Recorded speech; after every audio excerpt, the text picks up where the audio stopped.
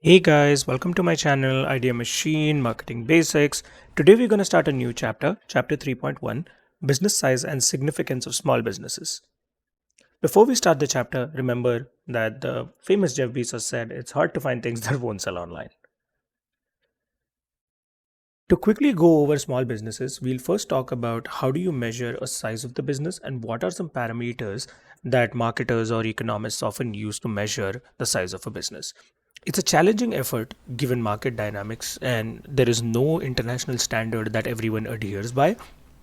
But there is definitely some common terms that are used across markets, across businesses, big or small, which people use to understand the size of the business. In this case, again, let's think about our favorite example, McDonald's. Parameters to measure a McDonald's: number of employees, which indicates the size of business. McDonald's employs tens of thousands of people all over the world, be it at a corporate level or be it at a franchisee level. So the scale is huge. Revenue, which is effective when comparing businesses within the same industries. This should tell you a straight comparison between McDonald's and, let's say, KFC, which is also serving in the QSR category, QSR being quick service restaurants. So if you compare the revenues of both, you'll understand that at a global level and at a local level, McDonald's is slightly more dominant than KFC is due to its reach and due to its marketing. The capital employed behind the business. McDonald's has huge capital which is influxed into the business, not only at a corporate level but also at a franchise level. Market capitalization, which is applicable to only publicly traded companies, but it essentially means what's the market cap or what's the market size of the business. And the last thing is market share, which shows you industry leadership. Think about this in a way where if you think of McDonald's, you think of QSR, right? You think of quick service restaurant, you think of a burger, you think of fries, you think of Coke. And that's how McDonald's has grabbed at market share, even in a cluttered market like India, in spite of it being super difficult. So, market share essentially just talks about how much part of the market does your business take. Moving forward, we're going to talk about small businesses really quickly, which is the main theme of the chapter today. Small businesses are extremely crucial to each and every economy. In fact, there are some economies which are only and only based with small businesses and do not have larger scale players in it. They are not only crucial for generating employment, but they also contribute to the GDP at a local level, and that's super, super helpful for economies. When we talk about a small business today, let's talk about the barber shop that you visit locally. What does it do? What is its significance? It generates employment. So it essentially gives the local people a chance to, earn a salary for themselves. Entrepreneurial dynamism, it basically gives you the chance to innovate, leading to market variety. So let's say you go to a Javed Habib, for example, which is a huge barber.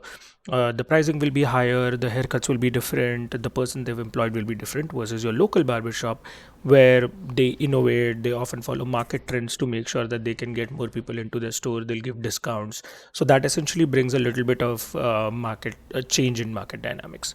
Competition enhancement, it just gives the consumer more choices. Without small businesses, you would be strapped to go into just the larger suppliers of any particular product or service, and that will essentially mean that the market will regulate the rates, which will make it very difficult and have very less choices for the consumer. Supplier roles, in a barber's case, the way this applies is, let's say your barber is a local supplier of hair color, for example. They make their own hair color, or they make an organic version of the hair color and do not buy it from the superstore. So for something, a product like this, something that is not readily available in supermarkets or in other stores, you will go to your barber because they're supplying a specialist service to you. Foundation for the future. A shop owner, be it a barber, be it a local grocery store, or be it any other small business, will always be essentially something that gives the foundation for future economic growth. If it's a family business, it allows you to lay the foundation for your family and they can take the business forward from there. And the last thing is cost efficiency, that when a business is small, the operating costs are much lower compared to bigger franchises. You don't have to pay fees, you don't have to pay any royalties, so any profit that you make will be over and above and in your pocket. As everything goes, small businesses, of course, have their own pros and cons. So we'll quickly just go over the pros and cons of small businesses. Some pros of small businesses, in this case, let's keep the barbershop again as an example, would be that the owner has complete control. It's managed by owners, and they can decide, they can decide everything with regards to marketing, finance, or any other small aspect. Adaptability, they can quickly adapt to change based on the customer's need. Let's say their majority of their customers are men for a while, and then it changes to females. They can add products accordingly, they can add services accordingly, they can even add a manicure and a pedicure, for example, if the female audience is queuing more.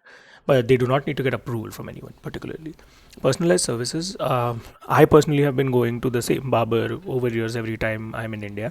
So I definitely think that the personalization makes a lot of effort. The barber knows my name, he knows when I've been coming from, and he knows the type of haircut I like. So this essentially just takes me back to them, fostering loyalty.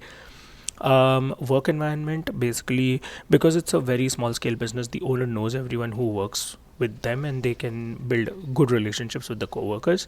And lastly, low capital investment, because this is a one-stop solution and this is not a franchisee structure. The capital investment is much lower, and they can just put the shop, and if it's profitable for them, they can continue to run it with lower capital. Much like everything else, small businesses also have their cons. Some of the cons are limited finance due to lack of funding. Let's say you want to raise funding for one saloon shop or one barber shop that you have in your local society. Think that would be easy? Definitely not, because it's not lucrative for someone who wants to put in their own capital. Burdened owners due to lack of affordability for managers. Essentially, when you are an owner of a small time shop, the wages that you can provide or the salary that you can provide will also be low because of the low capital investment, and that's why you cannot hire specialists to essentially run your store. Over dependency on key individual might disrupt operations. Let's say the barbershop owner has one barber guy who comes in every day and has a great relationship with the customers, and one fine day that guy decides to leave your store. What then? So that is essentially what over dependency means, is that if there is one person who you're overly dependent on, that person leaving might disrupt operations. Limited diversification, because it's a small business, it's extremely difficult to diversify, and let's say external factors kick in too much. Let's say a bigger franchise comes into play and they just undercut you in pricing because they have a lot of capital, then that might just run the small business essentially out of the town. And last is lack of economies of scale, which essentially just gives you fewer opportunities to expand. It just comes from the diversification factor, leading to higher average costs overall for the business. With this, our chapter today comes to an end. Thank you so much for watching, everyone. Do not forget to like, share, and subscribe. And if you want to watch smaller form of content, please make sure you check out Idea Machine 09 on Instagram and TikTok as well. Thank you so much.